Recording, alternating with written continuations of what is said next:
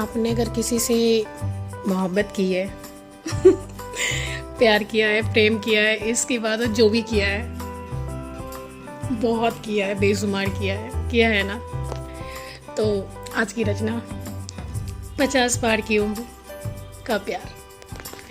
इतने साल साथ में बिताने के बाद जब कई सालों का प्यार, जब आप उसे लिखते हो या उतारते हो अपने कागज पे, तो एक गुदगुदी सी होती है ना, अलग सी।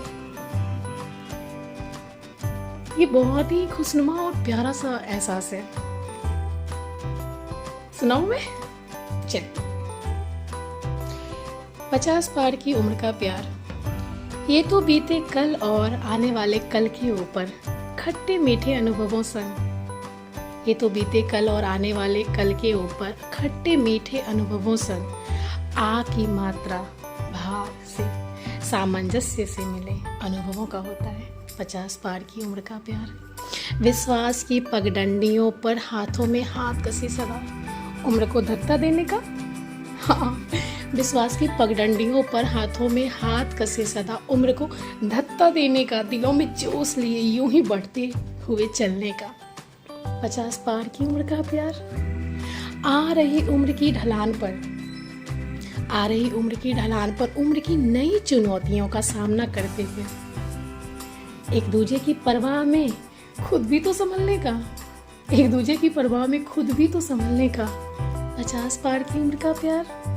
बच्चों के आने के इंतजार में कैलेंडर की बदलती तारीखों में, बच्चों के आने के इंतजार में कैलेंडर की बदलती तारीखों में घरौंदों की खामोशी को कभी नोक झोंक में बेवजह ही बदलने का 50 पार की उम्र का प्यार।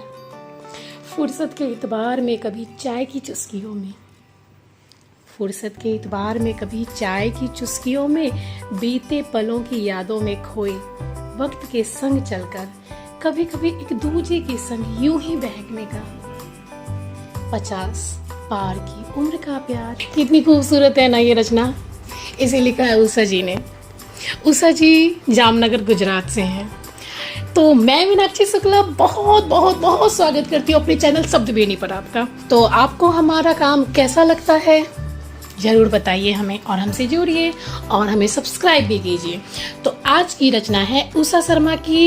ये एक होम मेकर है, ये विज्ञान स्नातक है और पैरामेडिकोज हैं। वर्तमान में जामनगर गुजरात में रहती हैं। आप हिंदी लेखन और पाठन में विशेष रुचि रखती हैं। रचनात्मक, खुशमिजाज और मिलनसार व्यक्तित्व आपकी सरल पहचान है। जीवन में बहुत से गुणी मित्रों का साथ और प्यारा सहयोगी परिवार आपकी अमूल्य निधि है। और अगर आपकी उपलब्धियां गिनाने बैठूं तो ये समय भी बहुत कम पड़ जाएगा, लेकिन फटाफट से मैं ले चलती हूँ, आपको बताती हूँ मैं उषा जी की उपलब्धियां।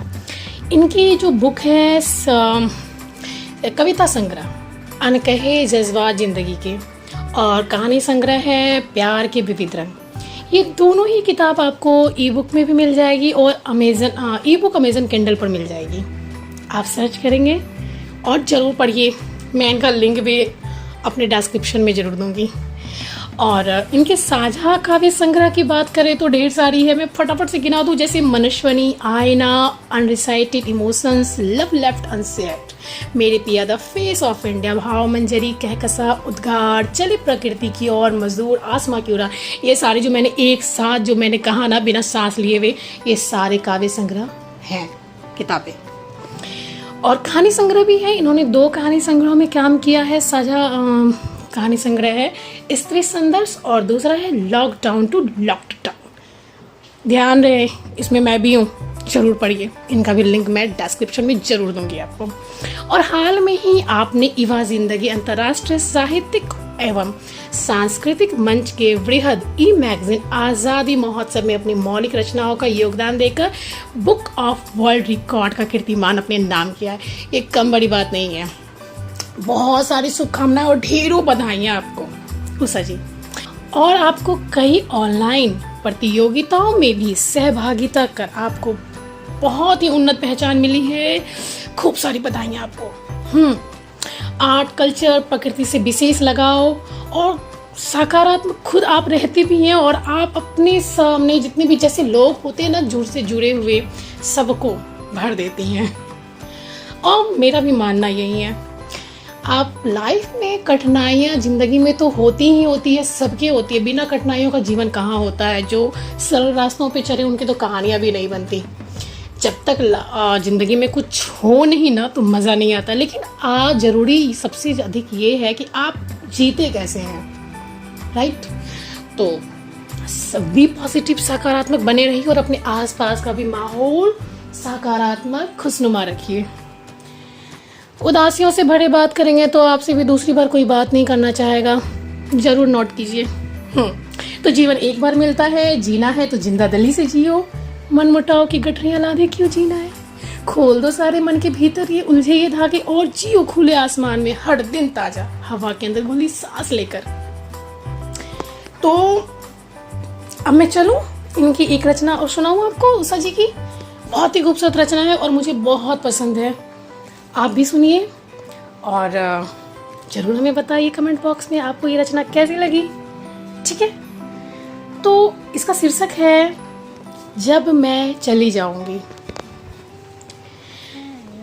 जब मैं चली जाऊंगी पर थोड़ा सा रह जाऊंगी यहीं। जब मैं चली जाऊंगी पर थोड़ा सा रह जाऊंगी यहीं, जैसे गहरी उस उमस में तप्त धरा पर पड़ती पहली बारिश की बूंदों से मिलकर रह जाती है वो सौंधी सी महक। जब मैं चली जाऊंगी पर थोड़ा सा रह जाऊंगी यहीं, सूर्योदय की प्रथम भोर उषा। मैंने उषा कहा, किरण है लेकिन अच्छा लगता है ना। जब मैं चली जाऊंगी पर थोड़ा सा रह जाऊंगी यहीं, सूर्योदय की प्रथम भोर किरण की लालिमा सी, जो निशा में विलीन होने से पूर्व रहेगी तुम्हें मिलती निश्चित सिंदूरी सांध्य आभा में। जो निशा में विलीन होने के पूर्व रहेगी तुम्हें सदा मिलती निश्चित सिंदूरी सांध्य आभा में। जब मैं चली जाऊंगी पर थोड़ा सा रह जाऊंगी यहीं, रोज के तेरे उस इंतज़ार में, कभी अधखुली खिड़की से तो कभी मुख्य द्वार पर ठहरी आंखों से। जब मैं चली जाऊंगी पर थोड़ा सा रह जाऊंगी यहीं। जब मैं चली जाऊंगी पर थोड़ा सा रह जाऊंगी यहीं, हल्की हंसी की खनक कमरे में बिखरी चंचलता। हल्की हंसी की खनक कमरे में बिखरी चंचलता, व्यवस्थित अलमारियों में करीने सी हैंगर में टंगी उन रंगीन साड़ियों सी। जब मैं चली जाऊंगी पर थोड़ा सा रह जाऊंगी यहीं, खाने से आती उस महक संग रसोई में मेरी ही मौजूदगी में, खाने से आती उस महक संग रसोई में मेरी ही मौजूदगी में रह जाऊंगी यहीं कहीं। जेहन में उभरते कुछ खट्टे मीठे यादों के स्वाद बड़े ख्यालों से।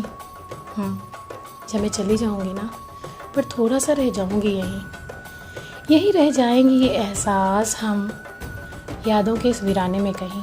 यहीं रह जाएंगी ये एहसास हम यादों के वीराने में कहीं। जब मैं चली जाऊंगी ना पर तुम्हारे साथ रह जाएगी मेरी परछाई जो रहेगी, उसी तरह हम कदम बन सदा उपस्थित पवित्रता से। जब मैं चली जाऊंगी पर थोड़ा सा रह जाऊंगी यहीं, ये अदृश्य मौजूदगी मेरी कविताओं की तरह अंकित रहेगी। ये अदृश्य मौजूदगी मेरी कविताओं की तरह अंकित रहेगी तुम्हारे हृदय पुस्तक में सदा। धड़कनों की रवानी बनकर हमारे एक होने का एहसास लिए, धड़कनों की रवानी बनकर हमारे एक होने का एहसास लिए। जब मैं चली जाऊंगी पर थोड़ा सा रह जाऊंगी यहीं, जैसे हवन में पूर्णाहुति के बाद वातावरण में बिखरी रहती है एक पवित्र सुवासित महक। जैसे हवन में पूर्णाहुति के बाद वातावरण में बिखरी रहती एक पवित्र सुवासित महक। जब मैं चली जाऊंगी पर थोड़ा सा रह जाऊंगी यहीं, हाँ मैं चली जाऊंगी पर थोड़ा सा रह जाऊंगी यहीं। कैसा लगा आपको? मेरा तो मन भर आया, और आपकी आंखें और मन क्या कह रहा है? तो बने रहिए आप और हमारा प्रोत्साहन भी ज़रूर कीजिए। मिलते हैं फिर अगली किसी रचना में बहुत ही खूबसूरत। तब तक stay tuned, please subscribe my channel Hindi से जुड़िए और हिंदी को आगे बढ़ाइए। मैं मीनाक्षी शुक्ला चलती हूँ और आप सभी का बहुत बहुत धन्यवाद करती हूँ, और उषा जी आपका भी बेहद शुक्रिया।